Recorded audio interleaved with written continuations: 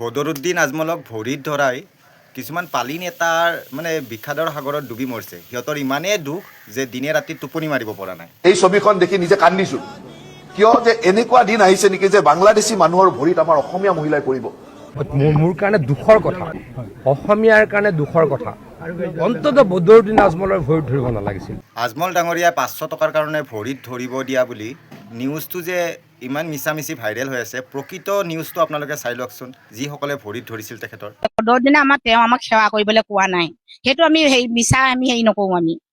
আৰু তিলেহি আমাক লাগিলে 500 নালাগে, আমাক 5 টকা, আমাক এটকাও নিদিয়ক, আমি তেতিয়াও তেওঁক সেৱা ললোহেঁতেন। আমি সামাজিক মাধ্যমত এইবিলাক কৰিছে, প্ৰচাৰ কৰিছে। তেওঁলোকৰ বাপেক মাকক বৃদ্ধাশ্ৰমত থৈছে, তেওঁলোকে বাপেক মাকক বয়োজ্যেষ্ঠক সন্মান কৰিব নাজানে নি বুলি পইচা দেখি সেৱা কৰা নাই। তেতিয়া গম পালে আচল বন্ধু কোনজন, যিজনে বিপদত থাকে সেইজনকে আচল বন্ধু বুলি কোৱা হয়। আৰু এতিয়া যে আপোনালোকে হিন্দু মুছলমান মিয়া বাংলাদেশীক লৈ লাগি আছে, যিখিনি সময়ত ৰাইজে বানপানীত ডুবি আছিল, যিসকলৰ খাবলৈ নাছিল, শুবলৈ নাছিল, সেই সময়ত আপোনালোকে কিয় আগবাঢ়ি নাহিল? তেতিয়াতো আজমল ডাঙৰীয়াহে আগবাঢ়ি আহিছিল, তেতিয়াতো আপোনালোকে নাছিল। আৰু সেইখিনি সময়ততো আপোনালোকে মিয়া বাংলাদেশী একো দেখা নাপালে।